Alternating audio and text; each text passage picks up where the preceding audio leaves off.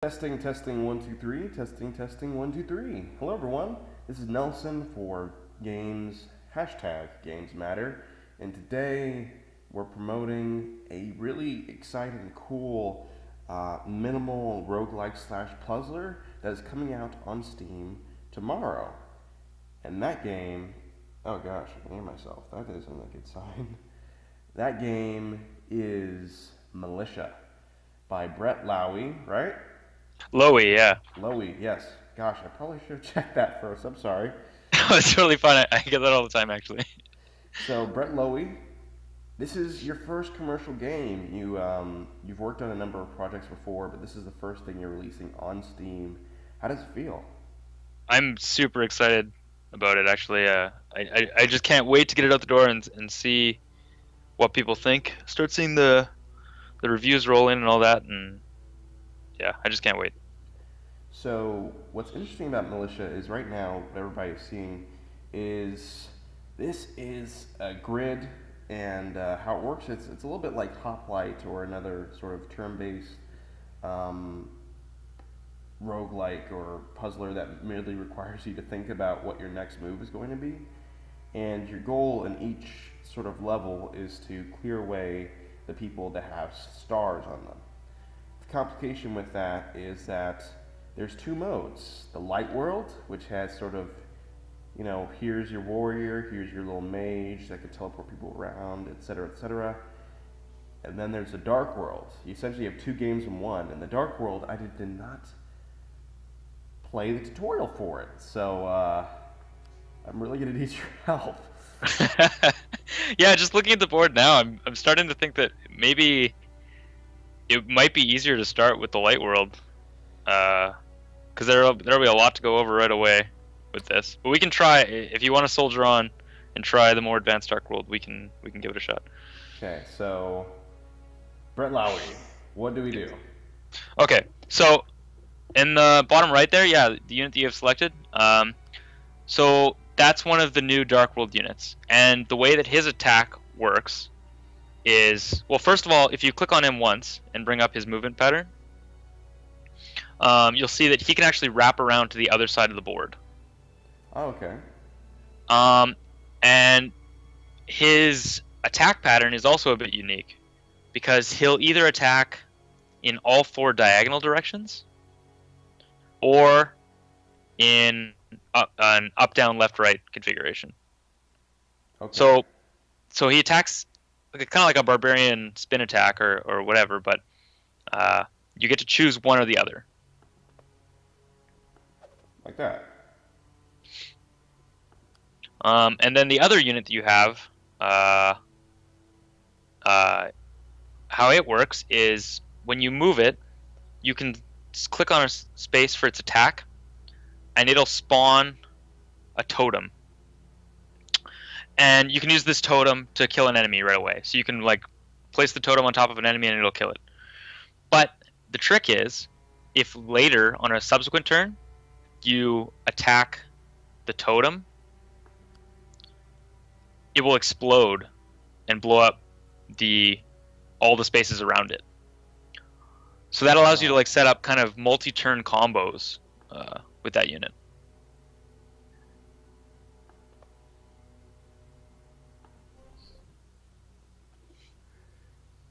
So, when you're making a game like this, you're specifically thinking, okay, I need a rule set that allows for a lot of emergent complexity, but at the same time, I don't want to make it so complex because this will not only be because it's not only going to be on the mobile market, but also you really like minimalism in your games. So, when you start looking at that, how do you decide upon the skill set for the player to have or for the enemies to have? Did that take a lot of iteration and balancing?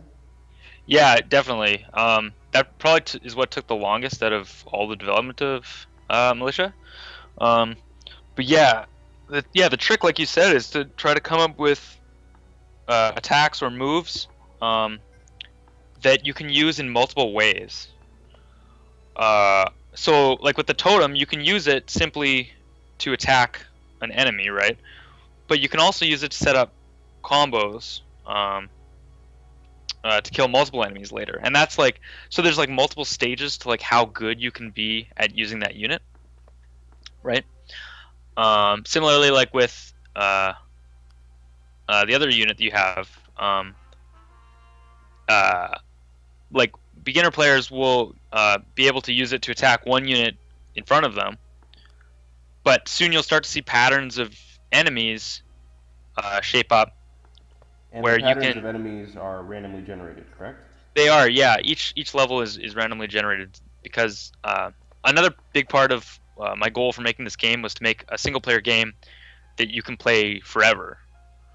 So yeah, the levels are randomly generated, and the trick is that it's a single player competitive game.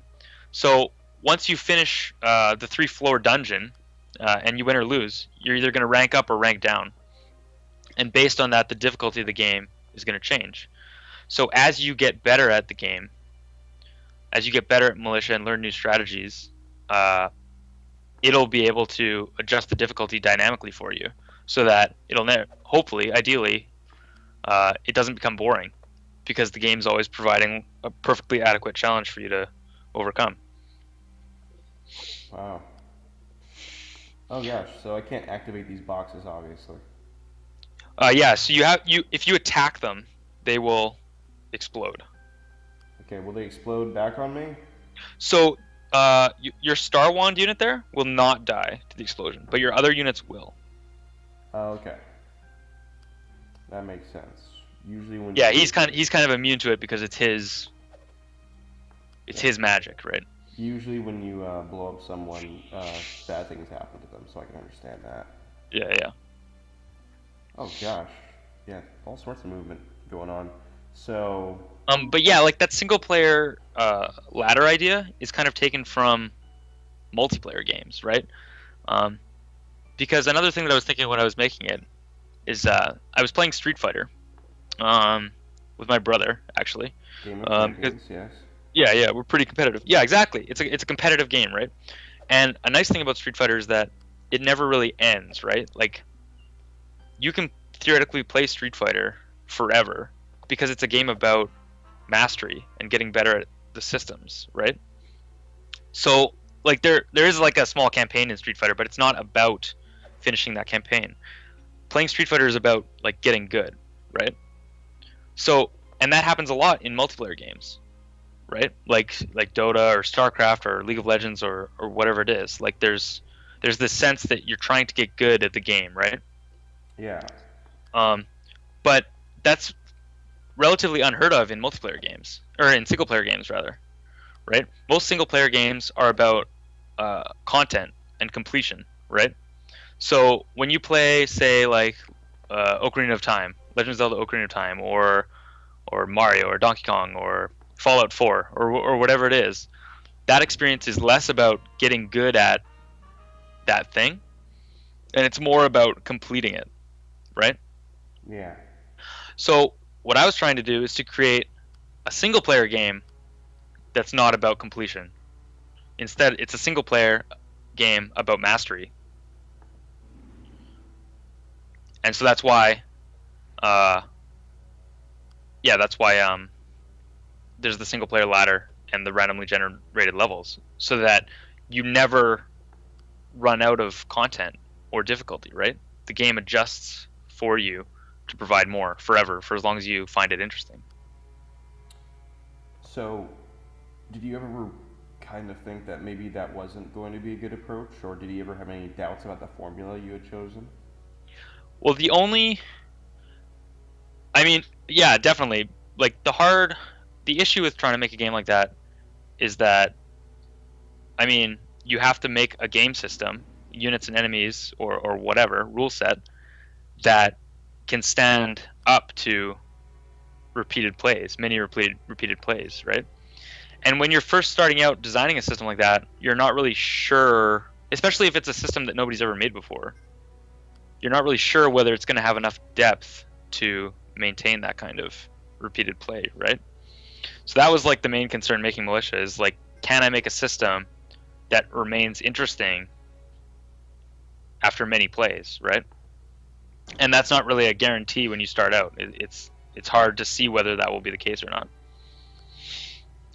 But thankfully, it worked out, and I've been playing it for many hours now, and I'm still always learning new strategies and new techniques. And there are even a lot of militia players that are much better at the game than I am. Is that gratifying to see as a developer? Like, wow, definitely, like like my game enough to be good at it.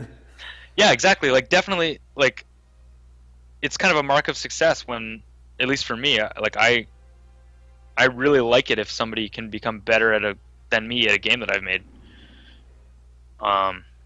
Because it proves that there's at least some level of depth to it, right? Because when you're developing a game, you play it a lot, right? Yeah. But so for somebody to become better at it than you, that means that there's some other thing that makes them better, not just like hours played, right? Yeah, of course. So they must have like some talent or some skill or some strategy or whatever that's better than yours, which means that the system has, some degree of depth, which is extremely rewarding. That's like exactly what I'm going for. So you're basically saying that every militia player has the touch. They have the power. Yeah, well, I mean that's what militia is about, right? It's about getting good and mastering these complex systems, and then over time, any player can get better and track their improvement, and you can very clearly see that you're improving because your rank will go up. So the game actually tracks that for you as well. That's kind of the other side benefit of having the single player ladder. Ew. Yeah, I've ranked down. So were you ever scared that when you're making a game that kind of has a dedication to those principles, you could say, to kind of escalating difficulty, to these complex rule sets that can get you trapped in a corner if people don't dig it, or if you make one wrong mistake or a series of mistakes over several turns like I just did? Were you ever afraid that, especially when you were releasing not only on the PC but on mobile markets, that your game wouldn't be well received? Well, definitely. I think that's like there was the design kind of concern that there wouldn't be enough depth, right? But then there's the kind of commercial concern that people are definitely used to content-driven game experiences in this day and age. So do you think that's changed somewhat with the rise of independent development, stuff like Spelunky and Downwell and etc.? Yeah, definitely, and I think that's great. I think those games are really cool. I've played quite a few hours of Spelunky, and that's also I think Derek Yu has even gone on record saying Spelunky is also a game about kind of getting better, getting better at Spelunky. The reason he made the randomly generated levels in Spelunky is so that you can't memorize them, right? Yeah. And so you have to actually get better at using the systems in order to get further in the game. And I think that's really cool. But especially in the AAA space, I guess I would say, there are almost no examples of single-player games that are about mastery. Rather, they're basically all about content and narrative, which is definitely not it's an admirable thing, right? And narrative and content can be very interesting things to explore, right? Yeah. There's this huge movement in interactive fiction games and that kind of thing, with Gone Home and games like that, right? But my concern comes when it's the only thing that's available, right? When all single player games are content driven, or the vast majority. That's when it gets to the point where I feel like that's where I can contribute to the industry or the design space, right? I can fill this niche or fill this void of single player games that are about mastery. That's awesome. So, Militia, where'd the name come from? Me and one of my roommates scribbled a whole bunch of games on the dev board, um, and just kind of like let them percolate for a couple days, just thinking about which ones were catchiest or express the idea clearest or whatever. And a lot of them were pun names, really. But the Can you tell us idea some of examples of that? I wonder if I remember any of them. Maybe not off the top of my head. I don't remember any of the names. But Gosh, so sad. but yeah, I think the inspiration for the name Militia comes from years of playing Warcraft 3 for me. I don't know if you've ever played that game, but you can, if you're playing as the human race, you can turn your peasants into militia and have them fight for you to defend your base if you have like a really dire situation. And I always just thought that concept was kind of cool. I remember playing a lot of Age of Empires 3, and militia were like the last ditch. Yeah, exactly. Good die otherwise. Right, so that's kind of like the concept that inspires the name for this game. Like, because you'll often find yourself in militia in these like very last ditch Hail Mary type situations where you have to take some risks to try to win. And yeah, so that's where it comes from.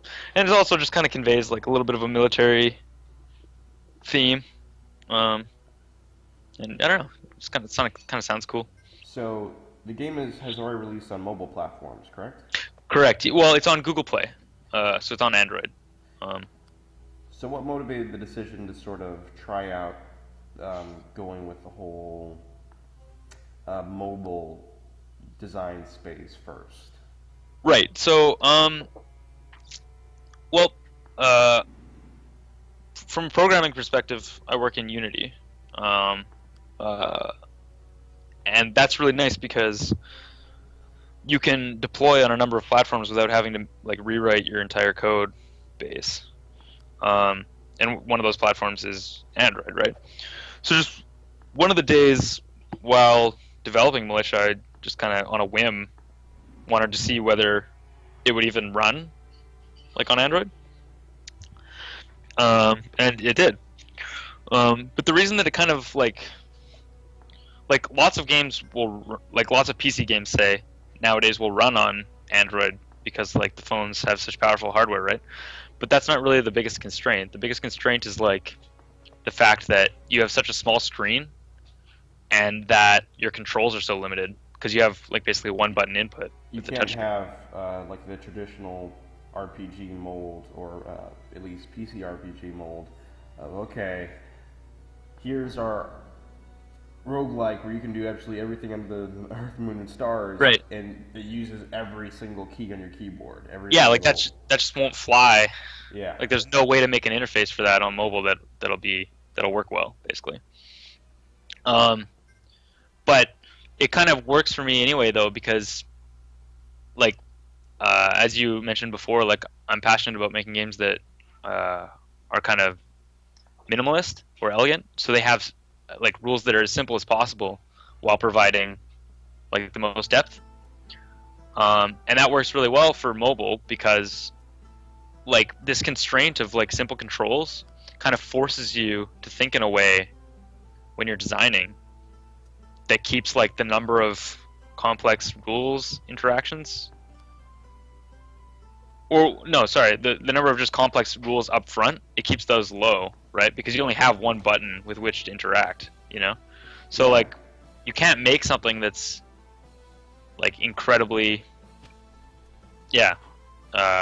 complicated control wise and have it still be simple. So that kind of just works for me from a design standpoint. Like I don't have to do a lot of extra work to make it work on mobile, say, you know? Yeah, that is pretty awesome. The Light World. Yes, get a try out. Something a little bit more my speed, the kiddie pool. For sure. I mean, especially like as you increase in rank, like the Light World can also get fiendish. For sure. But the Dark World was kind of envisioned as like a super challenge mode for those that had reached very high ranks on Light World, or just wanted to try something different, or what have you. Oh, holy crap! There's an archer now. Actually, yeah, that is an interesting point. Like, you essentially have two games in one. Were you ever worried possibly about that working against you, or people getting overwhelmed if they went into Dark World first because they were idiots? Definitely. I mean, that's definitely a legitimate concern. I mean, like, I have a little warning that pops up before you go into Dark World if your Light World rank is below a certain threshold. Yeah, I saw that. It's like, hey, are you sure you want to do this? Yeah, exactly. Like, I think it says that Dark World is in advanced mode, intended for experienced players or something like that. But of course, like, nobody's gonna probably read that. Um, so yeah, it's definitely possible that people will be overwhelmed. I just hope that they also know of the Light World so that they can go back like you did and maybe take a breather, take a step back, and try this out for a while more, rather than just maybe quitting out the game. But it's a concern. And it's really interesting how in the Dark World, you didn't just reskin the Light World units, you kind of made completely new ones. What motivated that decision, and did it end up extending dev time or taking significant resources? Right. So when I was making the Light World, I kind of got the sense that there was a lot more like design space for units, with like the simple rules kind of around them. But I didn't want to make a whole bunch more hero units and enemies for the Light World, because I want to keep well, two things basically. I want to keep the upfront complexity fairly low for the Light World. So if you have 20 different unit types in the Light World, it'll get like complex upfront very quickly. Like say if the board right now had 20 different enemy unit types on it, it would be very difficult for you to like remember what they all did. Yeah. So it'd be hard to like parse like what's going on and like make good strategic decisions. Whereas like with the number of units that there are right now, it's possible for you to kind of like shorthand them and kind of like see the different things that they're going to be doing.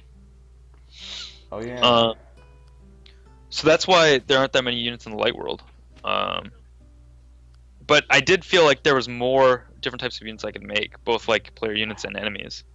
So I decided, yeah, I'd make just a different mode of the game rather than like increasing the complexity of this mode, which I felt was already in a pretty good and interesting place design-wise, and people were having fun with it already. I would just make a new mode where I could explore some of those other ideas without cluttering up this one. Oh gosh, I stranded my my spear dude. That's not good. If you oh, there you go. Yeah, nice. Yeah, I tried finding out if I could teleport. No dice, so. Yeah, the wizard is one of my favorite units, which is like that crystal staff type teleporting guy. Because there's just a lot of different tricks that you can do with him, kind of like a lot of different situations where he's useful. Such as 360 no scopes. Yeah, exactly. Like, yeah, like you can just use him in so many different situations and like clear boards that like just seem impossible and way faster than you think is possible, and it just feels, you feel really clever when you do that kind of thing. And that's an interesting thing, like whenever you're making a game like this, you want your players to feel clever. Were there elements that you cut from the game because either they detracted from the elegance, or it didn't run well, or players didn't feel clever using it? Yeah, definitely, yeah. So yeah, the main thing was just like keeping the units simple enough that they were understandable, which is harder than it might sound, just because like when players are playing the game, when the product is out there, I'm not there as a designer to let them know how things work, right? Yeah. So you can have a tutorial, and that kind of helps with that, right? But to a certain extent, the units have to be like self-teaching. Okay. They have to be like simple enough so that you can like kind of figure it out as you go. So a lot of like the scrapped ideas and like dead end design spaces were just like units that like didn't explain themselves very well. Especially like in particular the mage, which is that orb staff dude that you have on the board right now. Yeah. He went through quite a few design iterations, um, because they were just a lot of his designs were just too complicated to explain. Um, because yeah, like the idea for that unit was I wanted to have a unit with an AOE attack, like he has, like he fires in an X formation as you've seen, right? Yeah. But it was difficult to make him do that because hitting 5 squares is very powerful. So it's difficult to make him hit 5 squares and also be simple and also not just be totally overpowered. Yeah. So like meeting all 3 of those design goals was tough with that unit. But I think we got there at least mostly in the end. He's still probably like the hardest unit to explain to new players, but I think he's just simple enough that it works. Speaking of explaining, you have the tutorials first of all, which Yep. can run on and kind of get on people's nerves. But in the Yeah. bottom right, you've also have these quick sort of explanations. Yeah. So yeah. The How question did you mark in the decide how to bottom. write those so that it wasn't like, as you said, people didn't get bored, or people didn't get upset or frustrated, or what the heck am I supposed to do, or when they came back to the game, they didn't have to go through the tutorial again. Right. So I actually play a lot of designer board games in my spare time. Love those. Yeah. So they're normally very clean designs, which I find super interesting. But like there's this thing in those where to learn the game for the first time you have to read the rule book, right? And that can take a long time and be boring, like you're saying with the tutorials, right? So you go through the tutorial once, but then there's often reference sheets that'll just give you like a quick reminder of how things work, because you don't really need to like, if you've forgotten a rule or something, you don't really need to like relearn everything about how it works. You just kind of need to be nudged in the right direction to like how like a Cole's Notes version of how it works, right? And that comes with trusting your players on a certain level.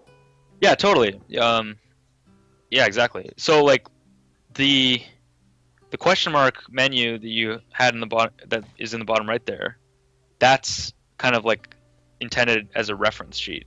It's for like people that already know how the units work, say, and it's for them to just quickly glance at, so they don't have to open up the tutorial again. They can just kind of get the gist of what the unit does on the fly while they're playing. Especially if they get into a very heated like end game situation or something. You wouldn't want a player to not know the rule. You never want a player to lose because they don't know the rule, right? You want a player to lose because they made a strategic blunder. So that's why that menu is there, basically. Okay. One thing that I kind of thought was, I really like that effect there, like when one of your units gets destroyed, like it just slowly lifts up into the sky, like. Yeah, that's like totally Pokemon inspired. I don't know if you remember Team Rocket from the Pokemon TV show. Yeah. But that's like where that idea came from for sure. Speaking of inspiration, I know, of course, you said you looked at things like Splunky and etc. But like, when you were looking into the game, often designers will speak about looking at other games. But what non-game sources did you look into? And did looking into things aside from games, such as designer board games, really assist in not only in the design of Militia, but in future games you plan to make down the road? Yeah, so I mentioned that I'm really fond of like minimalism and elegance in games, and I find that board games often do a much better job of that than video games do, at least currently. There are some exceptions, but that for the most part that's the case. And So there's yeah, some video games that were prototyped as board games first, like XCOM apparently. yeah, like that. Yeah, that's a good example of like a video game that's kind of got like that board gamey feel. And the nice thing about that is like in XCOM, say, like the player is, it's kind of the difference for me is like whether the player is expected to know all the rules or not. So like in XCOM, really like the player is supposed to know like how the things work, like how Overwatch works and how many spaces you can move and all this stuff, right? Like you're supposed to know how it works, and then you can make strategic decisions based on that, right? Whereas a lot of video games are designed without that assumption. They're just designed where you kind of like from this perspective where you just like try things as a player, to see how they turn out, say. You don't have much concrete complexity there. Right. So yeah, but I'm much more interested in games where the player knows all the rules. And that's like, by definition, that's the case in a board game, right? Like you can't even play a board game without knowing all the rules. Like it doesn't even work because you have to do all the rules upkeep and everything, right? But yeah, in video games, there's this large trend. Like we were talking about roguelikes earlier, like traditional roguelikes. And it's like you're not really expected to know all the rules of that game, like of a traditional roguelike. A big part of it is like discovering the rules as you go, right? Yeah. So yeah, like that's Militia is like the complete opposite way on the spectrum. At least hopefully. I'm hoping that all the players that play it will know the rules, and then they can make strategic decisions from there. I think I lost track of the question, but hopefully that answered at least part of it. Oh gosh, yeah, I'm just. Wow, it's getting to the part where it's starting to get brain bending. Oh god. Good. Well, I expect that it's pretty hard to like hold a conversation while playing. No, that isn't the hard part. What's hard is like just, because over time, I think the big thing in Militia, at least from my perspective, I've been playing it for a couple of days, has been options. Like the entire game is about options, and the worse you do, the less options you have, and the more constricted you get.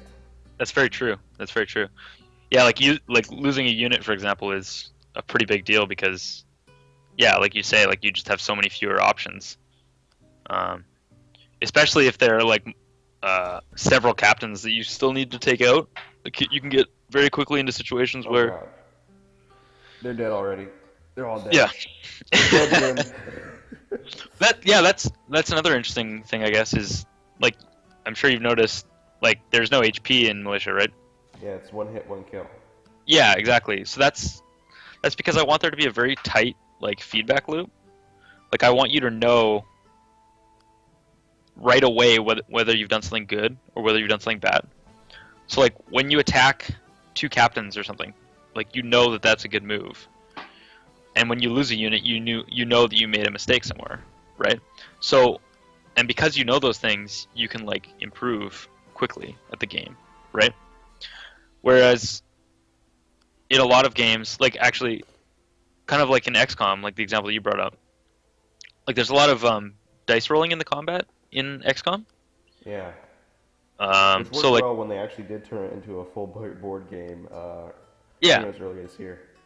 yeah. So like when you attack a unit, like there's a chance that you'll just miss, say, right? Yeah. But if you miss, does that mean that your move, like, was that a bad move, or it might have actually been the correct move, but you just got unlucky, right? So I just want to remove all of that like ambiguity from the game completely, because I want players to know right away whether their move was good or bad, so that they can improve, right? Because and that's just getting back to the fact that like Militia is a game about mastery, right? Like if you don't know whether what you're doing is good or bad, then you can't possibly get better very quickly. Now, when you were thinking about, you said you're a PC gamer, and this game is releasing on Steam. Did you go through the greenlight process? How did that come about?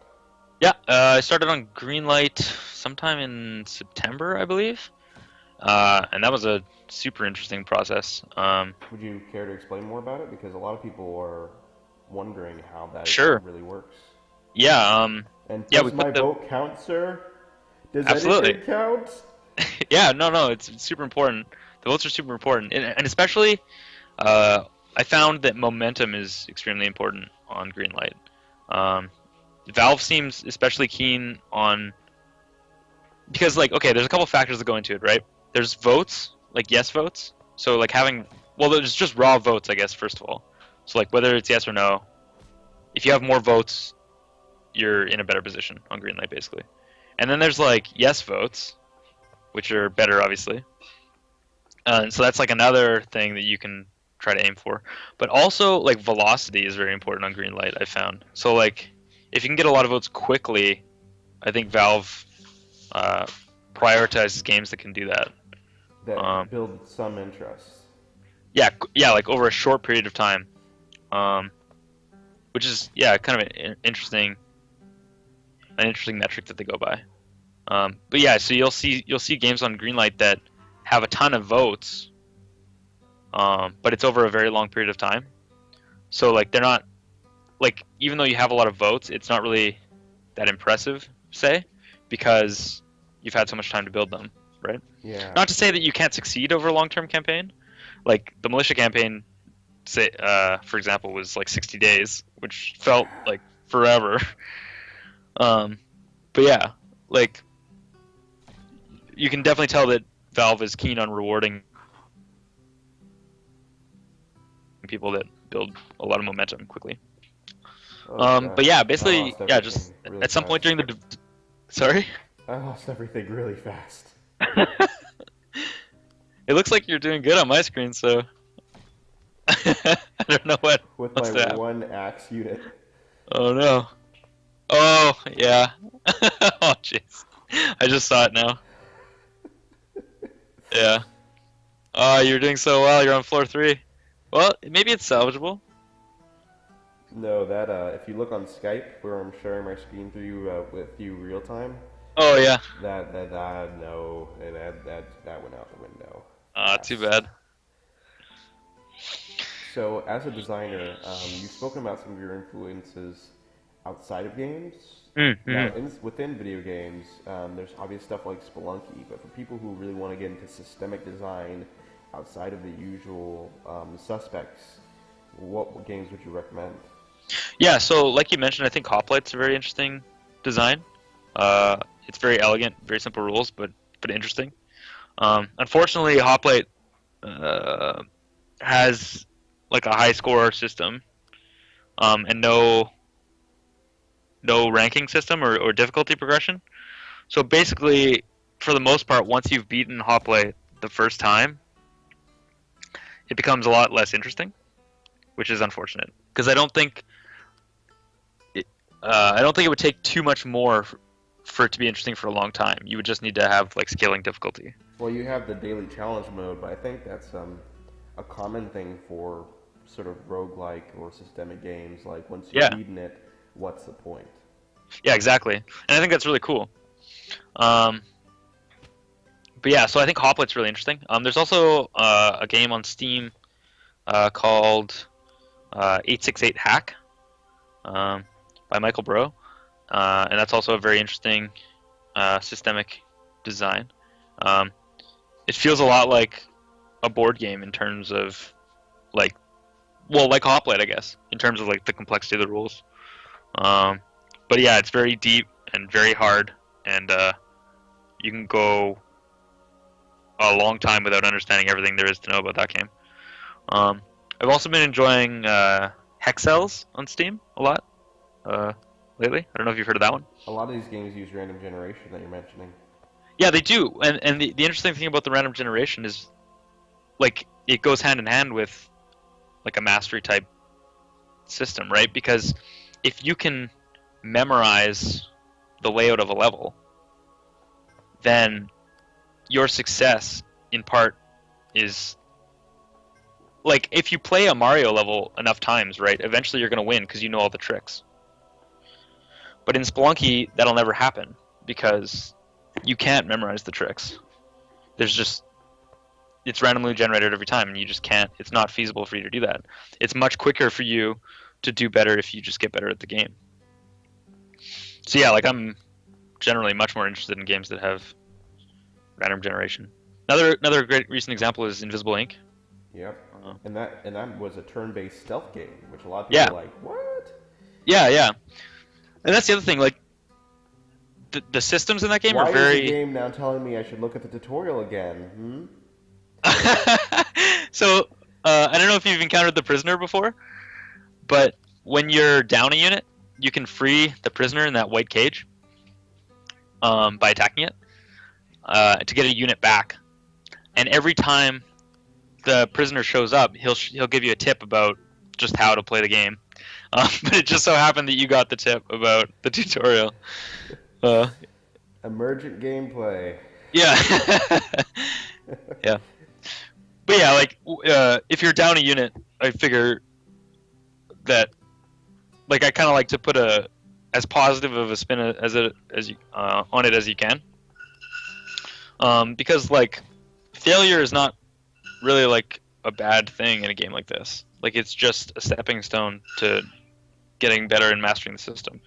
So whenever you're kind of behind the 8 ball or whatever, like by being down a unit, I want to give you like a tip so you can feel as though like kind of inspired to do better and get better and learn and yeah. Fudge. Oh, you can do it, man. This is close. Oh yeah, you got this. Oh. Nice. See that's the other thing, right? Like we were talking about with say Tetris earlier, right? Or like a lot of high score games, or Hoplite, or whatever. Even Splunky. The games, I feel it's really great that they have random generation because then like you can't memorize it. But at the same time, they never give you the feeling of like success or victory that you get from a game like Mario. Because it's there's no like end state. Yeah, you never win, right? You always just lose, and then you're like, well, I got farther, and it feels kind of good, or whatever. But you never win, And like to me, that's just very sad. And like, so that's why you kind have a of distinct fanfare and yeah, you, the master of unlocking. exactly. And you rank up, and yeah, so there's this whole like difficulty progression and ranking system.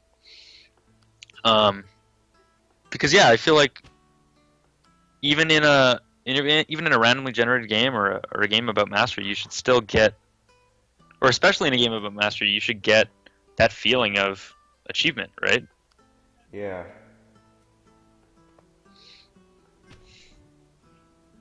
Gosh.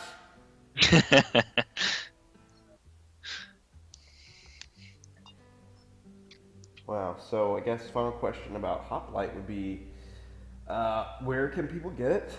When can people get it? And do you have any final words, especially for people who wish to become developers themselves? Sure. So Militia is already available on Google Play, so you can get it on your Android. And it releases on Steam tomorrow, which I'm very excited about, and I'm very curious to see. Congratulations, man. Thanks. Yeah, I can't wait to see what people think about it. So yeah, it comes out on Steam tomorrow, so stay tuned for that. Add it to your wish list. And yeah, as far as advice for people that are getting into, you want advice for people that are getting into game development or game design? Design particularly, because design and development are kind of different things, which I don't Very- think you've spoken about. Very, very different. And can you go real quick over what's the difference between design and development? Sure. So, game design, from my perspective, is kind of the art of creating sets of. It might sound a little boring until you think of examples, but it's kind of the art of designing rules that are interesting, right? Hey kids, So, like, if you- guess what? You can learn to make rules. Right. Yeah. So, like, people don't generally think of rules as like really exciting things, but to me, they are, because if you have interesting rules, you can have all these exciting and emergent and strange and surprising circumstances that happen in a game that the designer didn't make, and that just come out as a result of play. And I think that that's just really interesting and something that you can't get in a book or a movie or whatever. Like, rules have this capability of surprising us endlessly, basically. Dude, you don't even know. Like, level 6 of War and Peace is killer. Yeah, but it's always the same every time. War and Peace will never change. And maybe it's great, but it's stagnant, you know? It's not dynamic. Yeah. So yeah. To me, game design is about creating rule sets that themselves inspire interesting play experiences, right? Yeah. Um, Basically, design a game that's better than War and Peace. You'll be fine. It'll be easy. yeah. Well, and contrastingly, game development is about the nuts and bolts of creating a game. So that's more about programming, creating art assets, creating sound, distribution, PR, marketing, all that stuff, which is also very interesting in and of itself. But yeah, less about the art form, say, and more about the production or business side of things. All right, well, Brett, this has been really interesting. I've died many, many times talking to you, which I will not see as coincidence, sir. And I wish you the best of luck with Militia. It's a really unique game that I've enjoyed quite a bit. Thanks a lot, man. It's been great. Thanks for having me on. This has been Nelson for #GamesMatter, and this has been Brett Lowey at Brick Road DX, an awesome callback to the really unique Earthbound character. We will see you later, and you can pick up Militia for yourself today on @GamesMatter HQ. Follow the standard rules. All you have to do to get a copy of the game is ask and give the developer honest coverage and get the word out, because the game is cool. Why not? Yeah, and that's about it. And you can also get Militia on Android right now or on Steam. So check that out and definitely get on that. This has been Nelson and Brett, and we will see you later. Bye.